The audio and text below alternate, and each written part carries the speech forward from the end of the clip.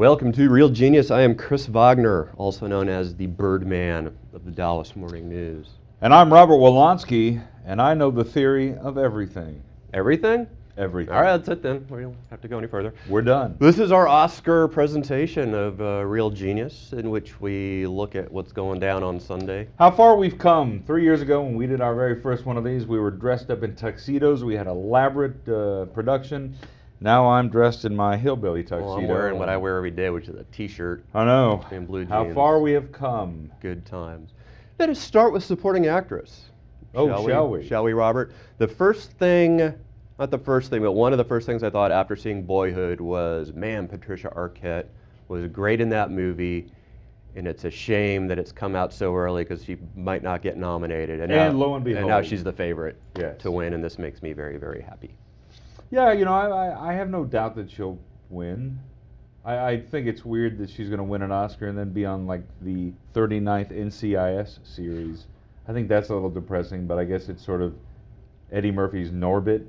You know, yeah, it's or Eddie Redmayne's Jupiter Ascending, whatever it's called. I mean, everybody seems to get nominated for an Oscar immediately. Their next film sucks, or next project is dreadful. Well, but I think she's great in Boyhood, and I hope she wins, and I think she will win. But if she doesn't, who would be the next possible, or in fact, maybe preferable? Don't think there is one. No? No. I think it's pretty much hers. Okay. I mean, that's now, was it me? word on Before the we go any street. further, you know, I think the conventional wisdom is that this year, it's either a lot of sure things, or it's every category is wide open.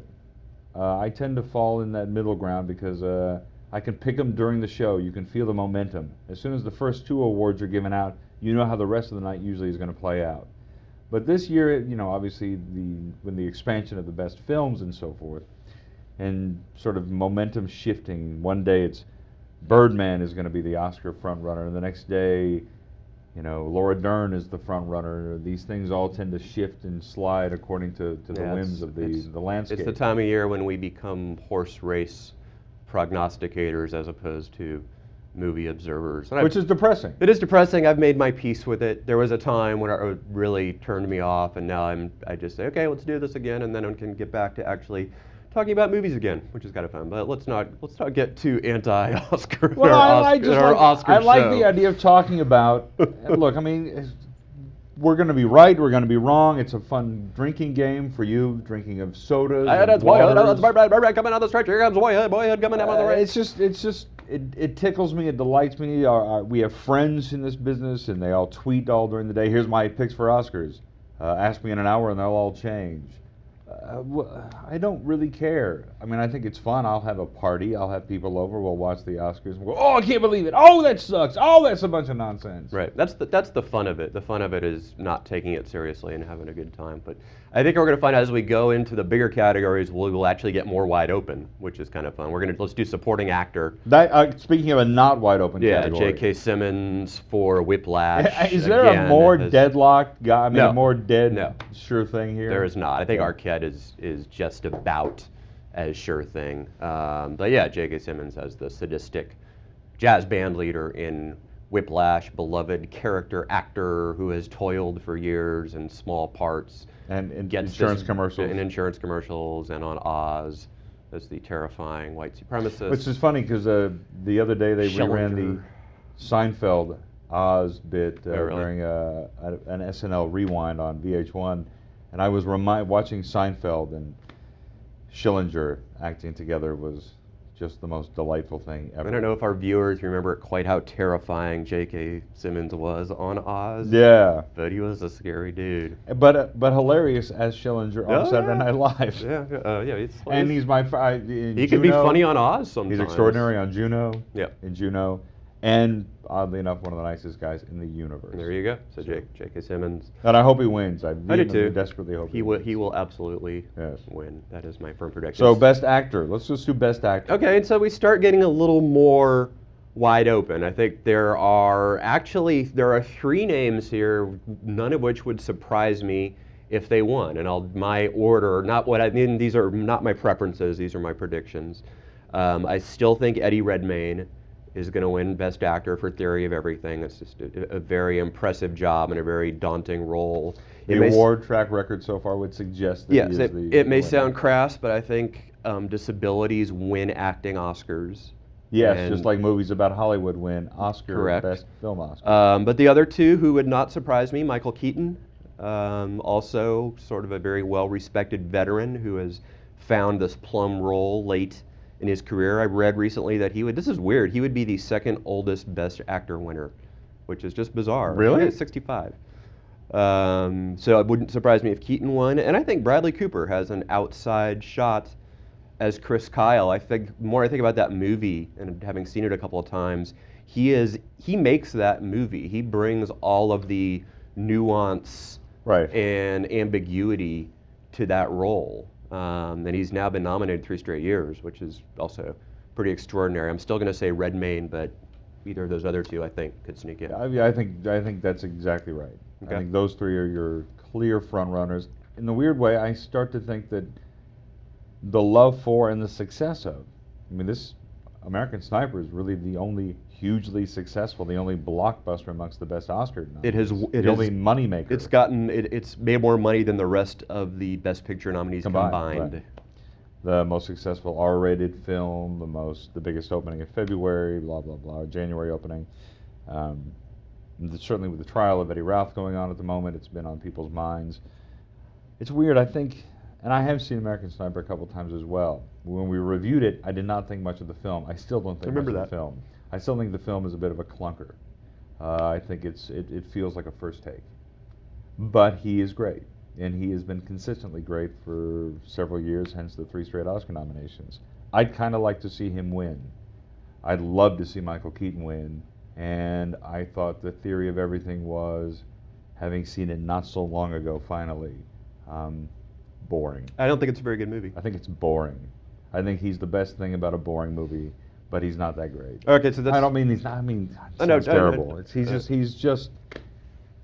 It's not the kind of performance that redeems a mediocre film. Yeah, but sometimes... As opposed to American Sniper, where I think Bradley Cooper does give a great performance. It's a good comparison. And sometimes there are great performances in average films, and I think our Best Actress category, which we'll now go to, I think that's a similar situation. I think Julianne Moore is going to win for Still Alice, which is a good movie, but not a great movie. I think there's a little whiff of Lifetime acknowledgement here. I think Julianne Moore is one of our finest actresses. I don't think this is her best work. Well, couldn't you say this? I think the same thing about The Theory of Everything. I think it has very much that Hallmark made-for-TV vibe about it, in the same way that Still Alice has what you're very much talking about. Yeah, but Julianne Moore, she does break down better than any. I go back to Magnolia, the scene in Magnolia with the pharmacist, and then she's just done so much great work. Safe and Far From Heaven, both with Todd Haynes,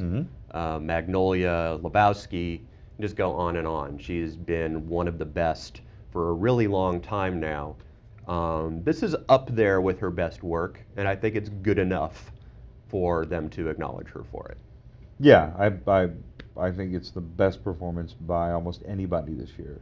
I think she's extraordinary. There's just those moments. It's funny, we were mentioning before we started taping, Kristen Stewart really seems to bring something extra out of her in this film, that this movie pops when the two of them are on screen together. It's kind of a shame she wasn't nominated, because there's something about what the performance that she gave that I think would have been an ideal place for Hollywood to have just sort of given a nice nod in her direction, because she seems to have been the unfair butt of many people's jokes. I liked her before Twilight, and I'm really enjoying seeing her do great work after Twilight. Hey, Adventureland is nothing without her. She cashed her checks.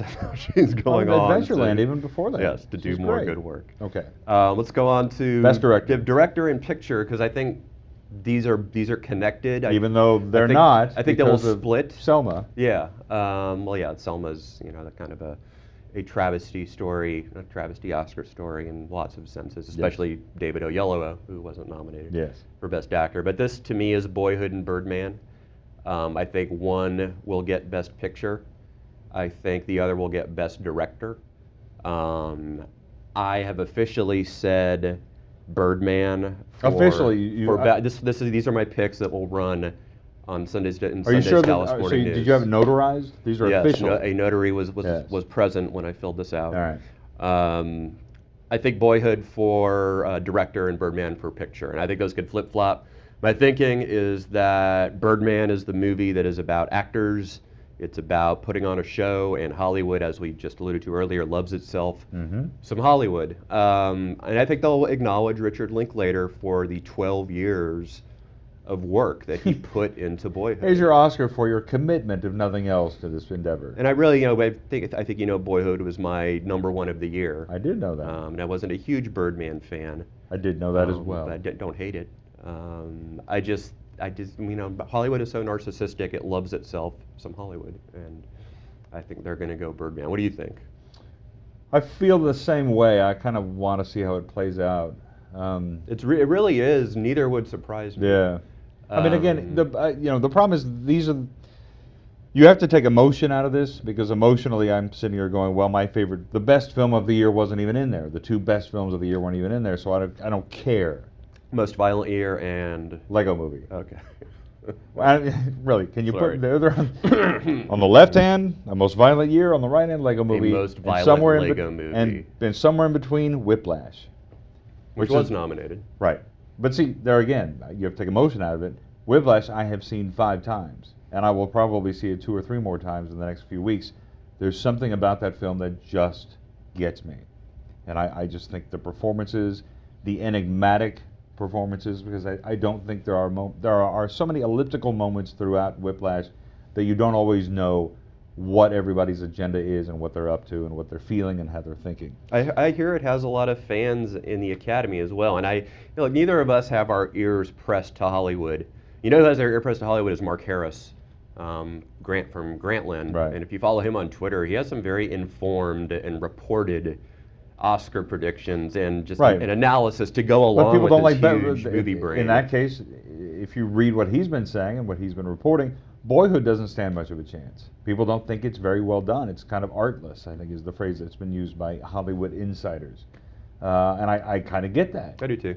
I think it's a great movie, but I also think it's funny. It's one of those movies. It reminds me of the book High Fidelity. And when I read it, I went, "Damn it!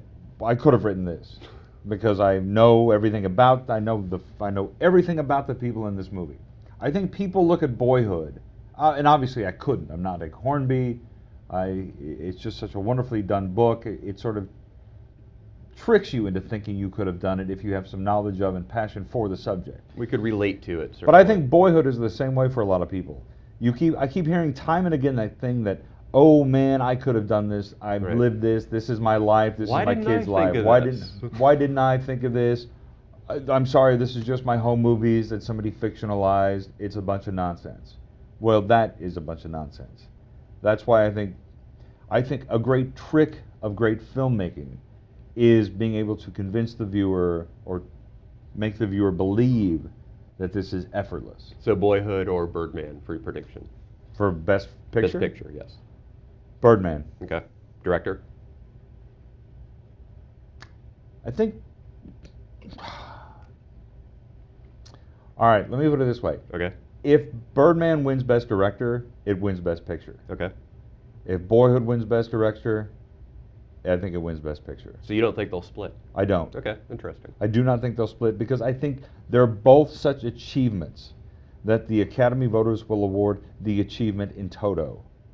I don't think they'll split. I think because of the trick of Birdman, the way it's shot and the way the story it tells, all has to go together. One doesn't work without the other. I mean, if it's just a conventional film about a struggling actor and his resurrected career shot sort of conventionally, I don't think it works as well. To me, Birdman was a rush because of the way it was made. And for me, Boyhood was a rush because of the way it was made. I don't think they'll separate them. So after Boyhood wins Best Director, I'll call you and tell you that that's going to win Best Picture. And one other note, just from the things that I've been reading, written by people who are closer to the situation than me, apparently none of these movies are loved, which means that something could sneak in and just turn everything I think upside Whiplash down. could. I think Whiplash is that weird film that could. Sneak Whiplash in. could be Chariots of Fire this year. And if it is, no one will be happier than I. That would be crazy. Aside from having to rewrite my lead, that would be lots of fun. If Whiplash wins, I'll be tickled. I'll be giddy. Because I really do think it's the most mysterious, magical, heartbreaking, powerful film of the year. I mean, I really can't stop thinking about it. Every time I look at a few seconds from it, I'm just drawn right back into it in a way that very few films did that. And then again, there's The Most Violent Year, which got screwed. So there. If you want to watch the big show, there will be a movie awards watching party With you. with me at the Great Texas Theater. They always have a good time. Texas Theater, we both like those guys. Yeah. Quite a bit. It's I was free. not invited. It's free. It's on the big screen. You're invited, man. No, I would love to- I have people over. I would love to see you I have there. people over. Okay. To hell with you. If you don't have people over and to hell with me, Come on to my house. then come over to Robert's. And if you don't want to do that, then come to the Texas Theater. Showtime is 7:30, but we'll be doing all kinds of fun stuff and giving away prizes before then as well. So happy Oscars. We will see you next week.